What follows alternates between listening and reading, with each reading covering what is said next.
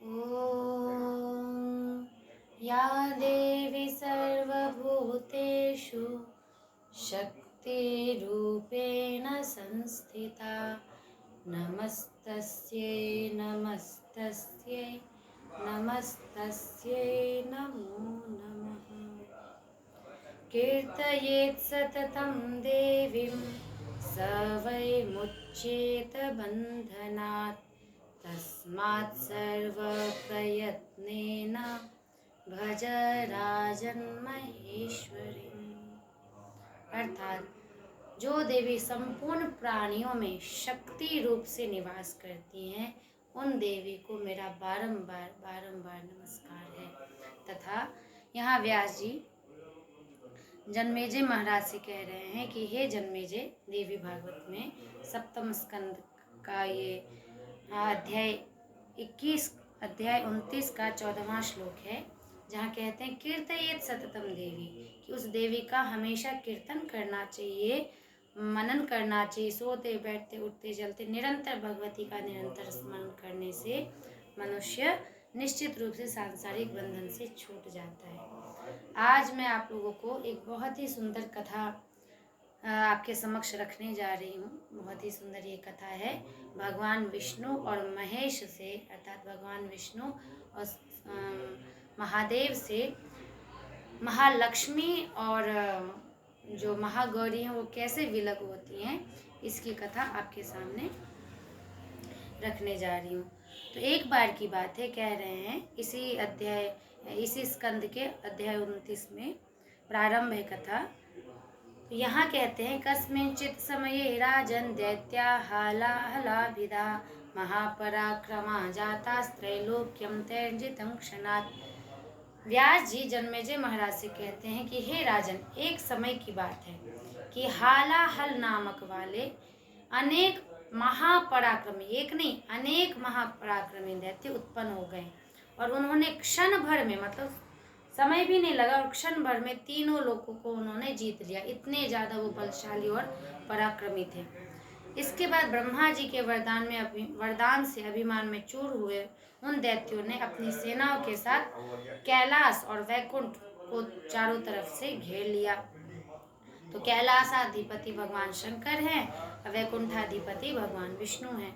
तो शंकर और विष्णु उनके साथ युद्ध के लिए तत्पर हो गए और 60,000 वर्षों तक, कितने वर्षों तक? 60,000 वर्षों तक उनके बीच, अर्थात हालाहल दैत्य और शंकर और विष्णु के बीच, उन दैत्य और भगवान शंकर विष्णु के बीच उन दैत्यों का युद्ध 60,000 वर्ष तक होता रहा। इसके बाद बहुत बड़े प्रयत्न के साथ भगवान महाविष्णु ने और महादेव ने उन दैत्यों को मार डाला, सभी दैत्यों का विनाश कर दिया। चूंकि 60,000 वर्ष देखा जाए तो सच में बहुत ज्यादा होता है। इस कारण से तत्पश्चात वे शंकर स्वस्थानेषु गत्वा तावाभिमानं चक्रतु स्वशक्त्योर्निकटे राजन् यन्वशादेव ते हता। इसके बाद वे शंकर तथा विष्णु अपने अपने लोक को जाकर अपनी शक्तियों के समक्ष, अर्थात महाविष्णु की शक्ति कौन है? महालक्ष्मी है। और महादेव की शक्ति कौन है? महागौरी है। तो इनके समक्ष, जिनके बल प्रभाव से वो उन दैत्यों को मार सके थे, अपने बल का अभिमान करने लगे। अर्थात उन्हें लगा कि मैं ही मार रहा हूँ, मेरे पास सामर्थ्य है, इसलिए तो मैं मारा दैत्यों को और इन दानवों को। तो ऐसे ही शिव जी को भी और विष्णु जी को भी तनिक अभिमान हो गया। अभिमान किस बात का? कि मैंने अकेले ही मारा। क्योंकि युद्ध में तो सही बात है, सशरीर वही उपस्थित थे, तो उन्होंने नहीं मारा तो कौन मारा?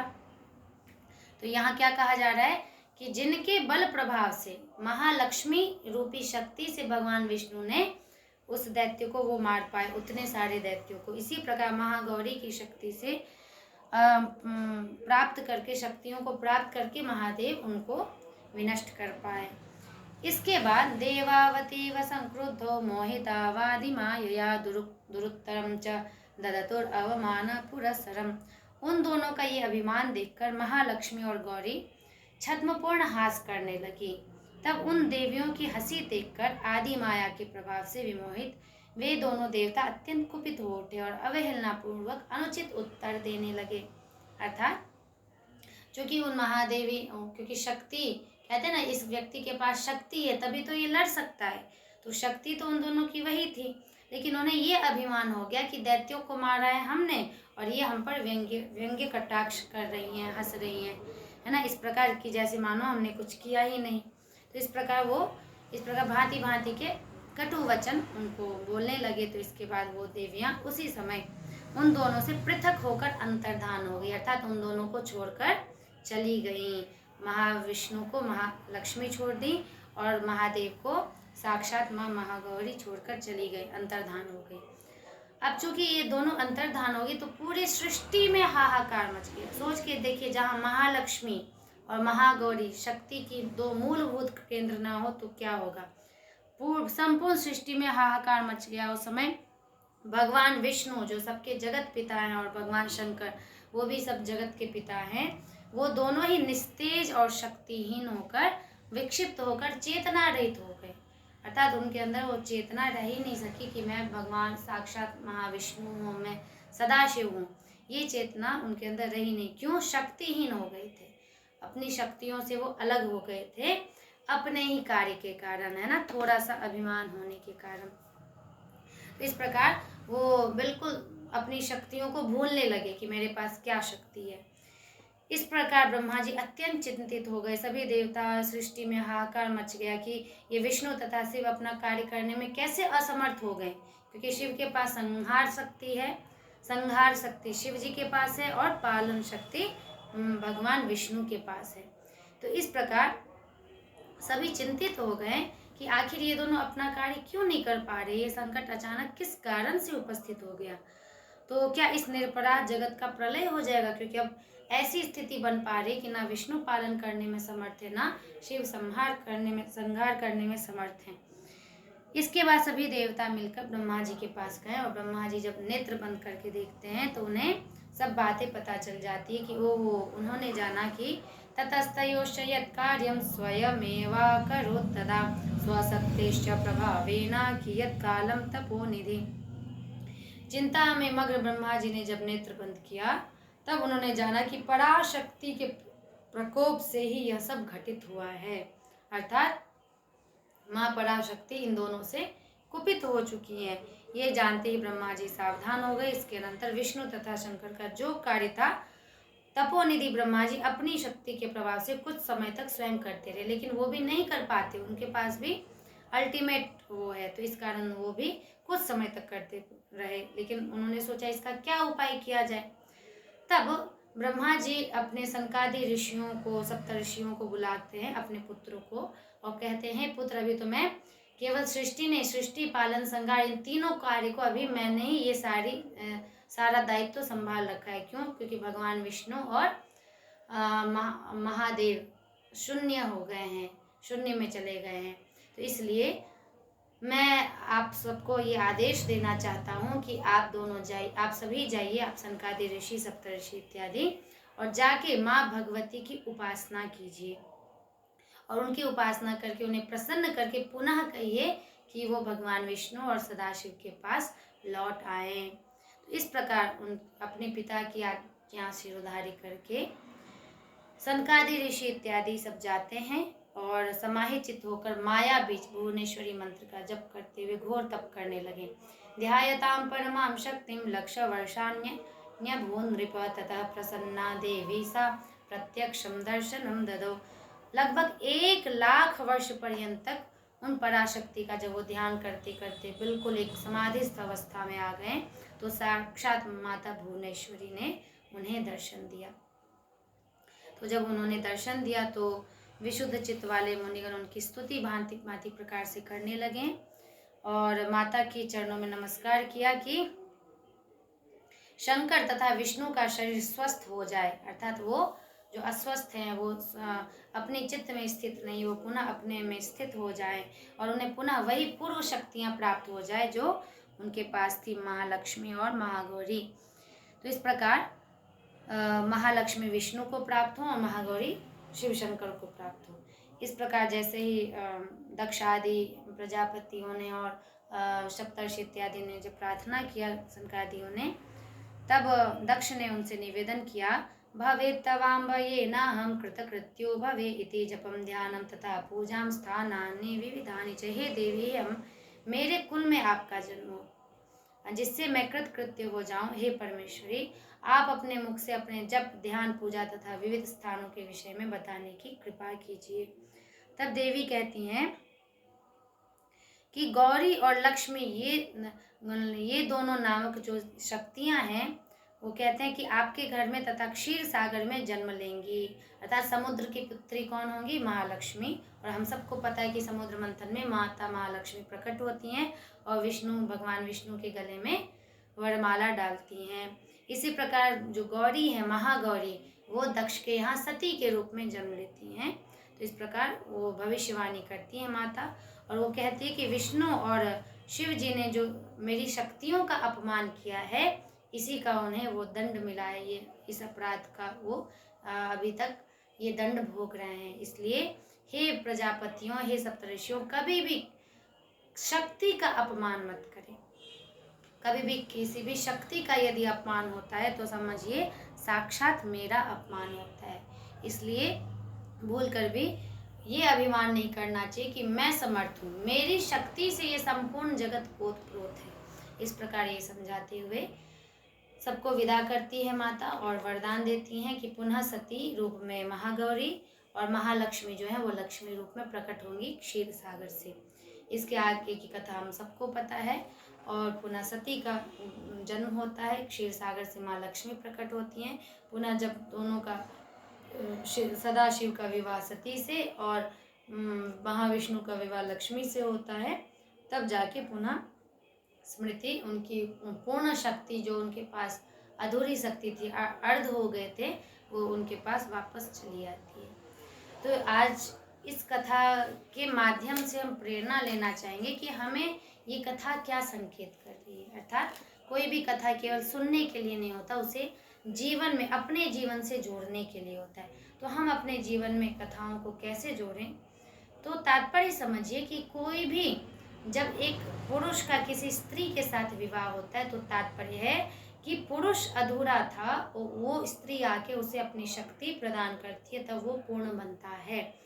इस प्रकार कभी भी अगर कोई भी पति पत्नी का विवाह होता है तो आप देखेंगे कि क्लेश का मूल कारण यही होता है कि खास कर जो एक पितृसत्तात्मक समाज का एक स्वरूप बन चुका है कि अपनी पत्नी को कुछ भी नहीं समझना।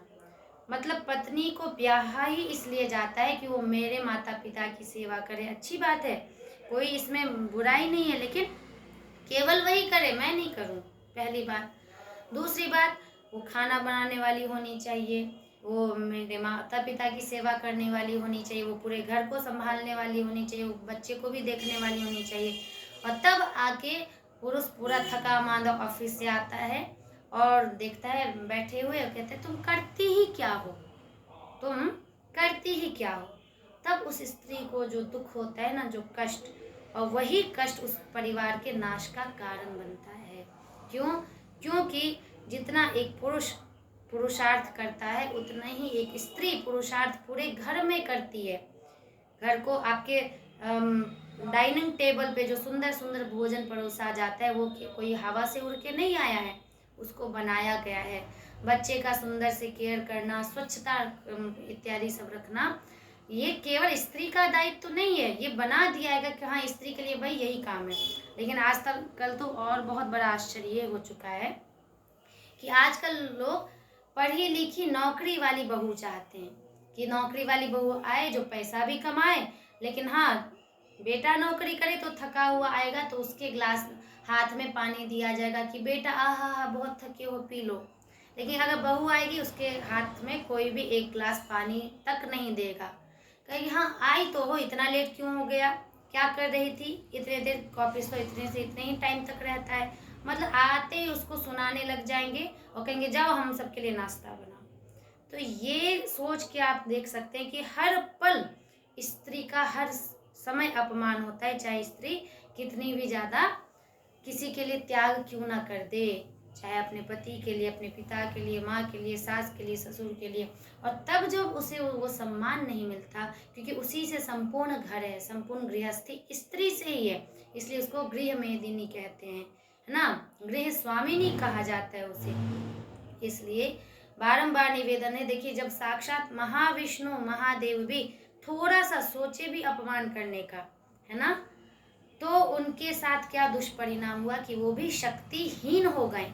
इसलिए कभी भी जो अर्धनारीश्वर स्वरूप है वो हमें यही प्रदर्शित करता है कि जीवन के पथ पर जितना पुरुष का स्थान है उतना ही स्त्री का है, और स्त्री शक्ति है। दोनों एक दूसरे से जुड़ते हैं, तभी एक शक्ति और एक संपूर्ण सात्विक वातावरण का निर्माण होता है, संपूर्णता का निर्माण होता है। इसलिए कभी भी अपने घर की स्त्रियों को, चाहे आपकी पत्नी हो, चाहे आपकी बहू हो, चाहे बेटी हो, कोई भी हो, कृपया उसे अपमानित मत कीजिए। क्योंकि बारंबार देवी भागवत आप पढ़ लीजिए या दुर्गा सप्तशती पढ़ लीजिए, तो वहाँ का आगे स्त्रियः समस्ता सकला जगत। एक बात और देखी गई है कि अगर परिवार में निर्णय लेना हो, तो आज भी ऐसे बहुत सारे गांव, शहर और परिवार हैं जिनकी मानसिकता है कि निर्णय लेने में स्त्री सक्षम नहीं होती है।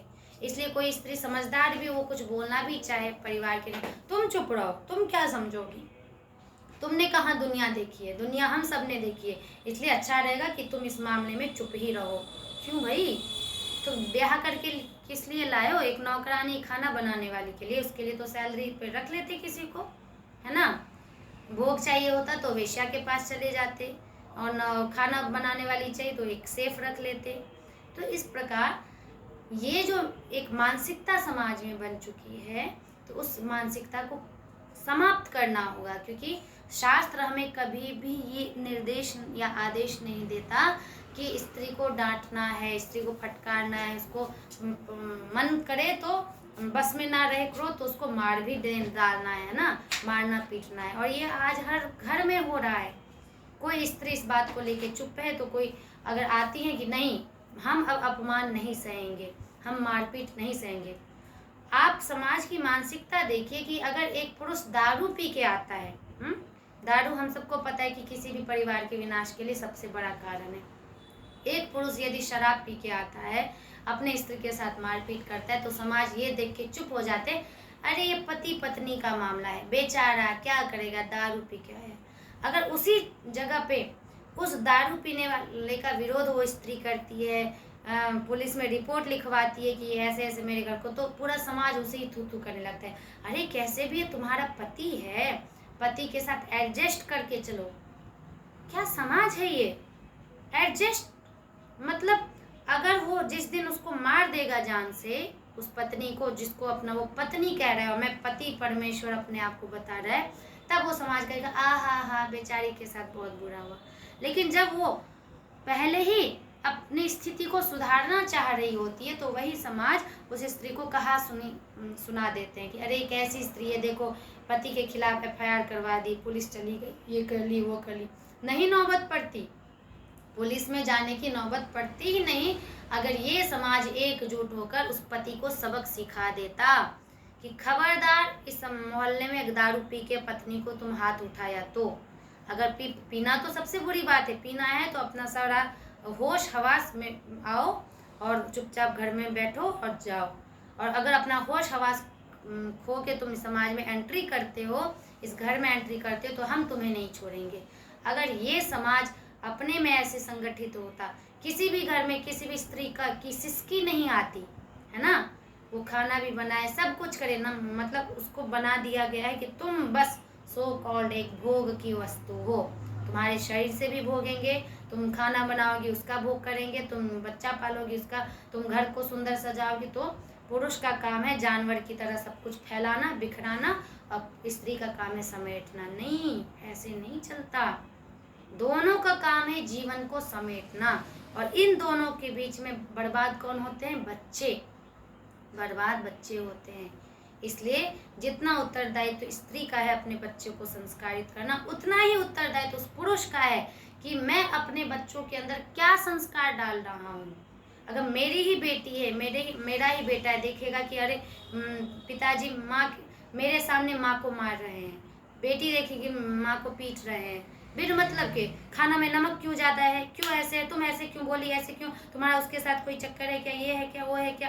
तो इस प्रकार से अगर वो देखेगा, वो भी क्या सीखेगा, ये परंपरा बनती जाती है। फिर वो आएगा तो वो अपनी पत्नी के साथ करेगा। आपकी बेटी जो आपकी सबसे प्यारी है वो भी किसी घर में जाएगी तो सोचिए उसका पति उसके साथ ऐसा सलूक करेगा, उसके ससुराल वाले, तो आपको कैसा लगेगा। लेकिन नहीं, अपना टेटर किसी को नहीं दिखता। इसलिए बहुत आवश्यक है दुर्गा पूजा नवरात्र का जो भी हम विधान करते हैं, इसलिए बहुत आवश्यक है कि सोच समझ के हम माँ की उपासना करें, नहीं तो वो माँ तो दंड स्वरूपिणी भी है। जब भगवान महाविष्णु और महादेव तक को वो नहीं छोड़ी, उनकी महाशक्तियों को जब जिसको एज ए गिफ्ट उन्होंने प्रदान किया था उपहार स्वरूप, उनको भी ले लिया है ना उस महाशक्तियों के, उनका तनिक सा अपमान हुआ, तब सोचिए वो दोनों महादेवी अंतर्धान हो गई। तो अब यहाँ पर कौन से शास्त्र में लिखा है कि पति मार दे, जान से कूट दे तो भी पति पति? ये नहीं भाई, ये शास्त्र पढ़िए। सीरियल टीवी से शास्त्र का निर्धारण नहीं होता है। सीरियल टीवी में तो लोग चस्का मस्का लगाने के लिए मलाई मारते रहते हैं। शास्त्रों को पढ़ना है तो देखिए, शास्त्र एक ये भी है श्रीमद् देवी भागवत, जहाँ दिखाया गया है कि महाशक्ति का अपमान वो माता एक पल वो सहन नहीं कर पाती है। इसी प्रकार देखिए है ये दुर्गा पूजा। दुर्गा पूजा में हम सब कहते हैं कि ये कन्याओं का पूजन करना चाहिए, कंजक करवाना चाहिए, है ना, कंजक देना चाहिए। तो ये कन्याओं की एक तरफ तो कन्याओं का पूजन होता है, दूसरी तरफ उसी दुर्गा पूजा में कि कोई कन्या माता दुर्गा का दर्शन करने, या एक माहौल बनता है उत्सव का, जाते हैं लोग। आप देखिए कि उसी दुर्गा पूजा में कुछ पुरुष इतने गंदे मानसिकता वाले होते हैं कि वो दुर्गा माँ का दर्शन करने नहीं जाते, उन्हें शरीर के विकार को मिटाने के लिए वो जाते हैं। नहीं तो आँख से ही मिट जाए, नहीं तो थोड़ा सा छूछा के ही मिट जाए। आप देखेंगे कि सारी लड़कियां असहज महसूस करती हैं भीड़ में। क्यों? किसने वो असहज महसूस कर रही है, या आप पुरुष सारे वातावरण को ऐसे क्रिएट किए हैं कि अगर स्त्री घर से बाहर निकले भीड़ में जाए तो उससे वो हमेशा सावधान होकर रहे। कौन उन्हें परेशान कर रहा है? आप ही तो कर रहे हैं, है ना। तो ये वातावरण बनाना चाहिए। मेला में लोग जाते हैं तो सोचते कि कहीं से इसको हम टच कर लें, कहीं से छू लें, कहीं से छा लें, और कहेंगे अरे अरे गलती से माफ़ कीजिएगा। लेकिन फिर मज़ा तो आ जाता है कि चलो इसी बहाने मज़ा तो आ गया। तो सोच सकते हैं कि कितनी गंदी मानसिकता है। एक तरफ माँ दुर्गा को हम ध्यान कर रहे हैं, उनके लिए आराधना कर रहे हैं, आई जगदम्ब मदम्ब कदम्ब, उनके लिए हम आराधना कर रहे हैं। उसी तरफ वो कन्या स्वरूप जो भगवती देवी हैं आपके सामने, उसको भोग स्वरूप आप देख रहे हैं। और देखा जाए तो माता दुर्गा भी अत्यंत श्रृंगार में रहती हैं, वो श्रृंगार प्रिय देवी हैं। कभी देखा है माँ केवल कालरात्रि माता को छोड़ के अन्य जो भी 8 स्वरूप है माँ दुर्गा के, वो सभी श्रृंगार युक्त हैं। क्या उन पर काम दृष्टि जाती है? नहीं जाती। अरे कैसे जाएगी? क्योंकि हाथ में तलवार भी है ना, थोड़ी सी काम दृष्टि जाएगी, पता चलेगा वो तलवार सीधे धड़ से अलग हो जाएगा। सुना है ना शुंभ निशुंभ की कथा, महिषासुर की। तो इसलिए माँ दुर्गा पर यदि कोई दृष्टि नहीं जाती तो वही माँ दुर्गा स्वरूप वो भी तो भगवती देवियाँ हैं, जो श्रृंगार करके ही, श्रृंगार दूसरों के लिए नहीं किया जाता है, श्रृंगार स्वयं के लिए भी तो किया जाता है, एक सुंदर बनने के लिए ही तो किया जाता है। श्रृंगार तो भगवान का एक स्वरूप है। चाहे हम कृष्ण को देख लें, राधा रानी को देख लें, उनके हम श्रृंगार दर्शन करते हैं ना, लेकिन कितने पवित्र भाव से दर्शन करते हैं। तो क्या आवश्यक है कि कोई स्त्री श्रृंगार करे तो उसे हम काम भाव से ही देखें? क्या ये आवश्यक नहीं कि कोई स्त्री श्रृंगार करे तो उसे हम पवित्र भाव से, देवी भाव से देखें? ऐसा नहीं है। हमारे ऐसे महापुरुष हुए हैं, छत्रपति शिवाजी महाराज, जब एक मुगल को उन्होंने परास्त किया था, वो तो कभी पराजित हुए ही नहीं। शिवाजी महाराज वो सबको पराजित किए। तब एक मुगल को जब उन्होंने परास्त किया था, उसकी बेगम बहुत ज़्यादा सुंदर थी। उस मुगल की बेगम इतनी सुंदर कि जो देखता था उनको ऐसे देखते ही रह जाता था उस बेगम को। तो उस बेगम को चूँकि होता है कि युद्ध में जो जीता जाता है तो उसके सारे परिवार ही एक तरह से पराधीन हो जाते हैं ना, उस मुगल के या जो भी उस राजा के। तो वो बेगम जब आई तो उस बेगम को भी यही लगा कि जैसे मेरा पति हैवान था, सभी स्त्रियों को कुदृष्टि से देखता था, गांव गांव से उठा लेता था माँ बहनों को, है ना। मेरा कुकर्मी पति के जैसा ही जरूर ये भी राजा होगा। तो बहुत डर के सहम के शिवाजी के पास गई। जब वो गई तो पता है शिवाजी क्या कहते हैं, उसको देखते हैं, तनिक देर निहारते हैं, कहते हैं माँ, हे माँ, तुम कितनी सुंदर हो, भगवान ने तुम्हें कितना सुंदर बनाया है, काश मैं भी अगले जन्म तुम्हारा पुत्र बनूं। इसको कहते हैं महानता। और ये अगर हर पुरुष के अंदर आ जाए कि किसी भी सुंदर देवी को, श्रृंगार युक्त देवी को देख के उसके अंदर भावना माँ का उत्पन्न आए। लेकिन होता क्या है कि कुछ पीढ़ी ऐसी बना दी गई है, मतलब पुरुषों का दो वर्ग है।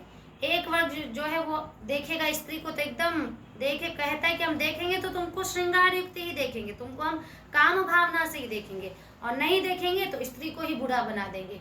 अरे स्त्री बेकार होती है, स्त्री नरक का द्वार होती है, स्त्री ये होती है, स्त्री वो होती है। अपने अंदर देखिए ना, नरक का द्वार स्त्री नहीं है।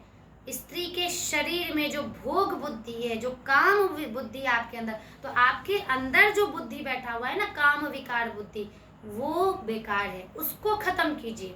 तो चाहे स्त्री हो या चाहे पुरुष, किसी को कोई अंतर नहीं पड़ेगा। नहीं तो फिर तो दुनिया ऐसी हो जाएगी कि फिर आंख पे पट्टी लगाओ, स्त्री पुरुष को ना देखे, पुरुष स्त्री को नहीं देखे। क्या ये संभव है?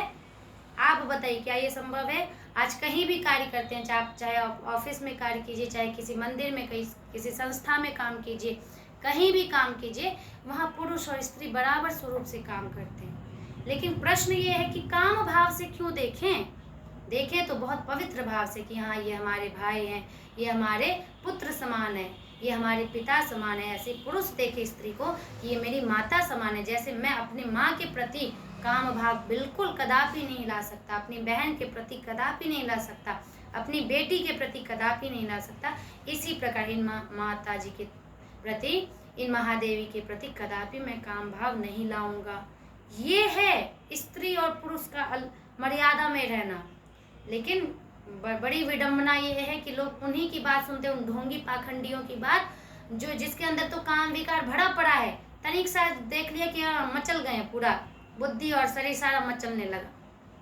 लेकिन यहाँ नहीं रोक रहे हैं, है ना, यहाँ रोक रहे कितना। तो इससे अच्छा अपना आँख फोड़ लीजिए, अंधे हो जाइए, सूरदास बन जाइए।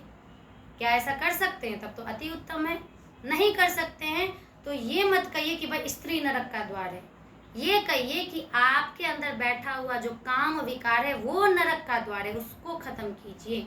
जैसे अपने माता बहन बेटियों को मानते हैं, उसी प्रकार अन्य दूसरी पराई स्त्रियों को भी स्वीकार कीजिए कि ये भी मेरी माँ है, मेरी बहन है, मेरी बेटी समान है। तो इस प्रकार जब ऐसे इस जगत का वातावरण बनेगा, सभी में माँ भगवती का दर्शन होगा, तब समझिए कि आप माँ भगवती के, कृष्ण के, राम के, शिव के, किसी के भी उपासक है, हनुमान के, तब आप सही मायने में उपासक बनेंगे। इसलिए बारंबार मैं निवेदन करना चाहती हूँ, खास विशेष रूप से पुरुष समाज से, कि कृपया अपनी बुद्धि को शुद्ध कीजिए। और वो बुद्धि शुद्ध केवल एक ही बात से हो सकती है, पहला तो नाम जप, और जब अपने अंदर विकार दिखाई दे तो जोर जोर से रोइए भगवान के सामने कि हे प्रभु, मेरे अंदर जो ये विकार आ रहे, कृपया उसे नष्ट कीजिए। उस स्त्री को मत नष्ट कीजिए, क्योंकि स्त्री भी तो अभी पढ़ा ना हमने कि महाशक्ति है वो, तो उसको नष्ट करना मतलब आप स्वयं नष्ट हो जाओगे। तो उसका आदर करते हुए भगवान से प्रार्थना कीजिए, माँ भगवती से, कि मेरे अंदर जो काम विकार है, भोग रूपी जो बुद्धि है स्त्री के प्रति, हे माता मुझे ये नष्ट, ये भोग बुद्धि मेरा नष्ट कर दीजिए। सबके प्रति यही मैं मातृभाव रखूं। तो इस प्रकार बहुत सुंदर ये कथा थी, जरूर इससे प्रेरणा लीजिए और अपने जीवन में अनुकरण कीजिए। आगे तो बस आचरण ही, ये कथा तो लोग बहुत सुनते हैं, कहते हैं, करते हैं, लेकिन आचरण में लाइए। कितना सुनिएगा, केवल सुनते हैं मन। आजकल कथाएं भी मनोरंजन के लिए होने लगी हैं, तो कृपया ऐसा मत कीजिए। जो हम सुने उससे हम अनुकरण में लाए, नहीं तो थोड़ा थोड़ा करके धीरे धीरे फिर वो मानव से महामानव की यात्रा संपन्न हो पाएगी, है ना। धर्म से मोक्ष की यात्रा संपन्न हो पाएगी और अंधकार से प्रकाश की यात्रा संपन्न हो पाएगी। इस प्रकार अपनी वाणी को विराम देते हुए आज इतना ही। ओम या देवी सर्वभूतेषु मातृरूपेण संस्थिता नमस्तस्यै नमस्तस्यै नमस्तस्यै नमो नमः। ॐ शान्ति शान्ति शान्ति। हरिः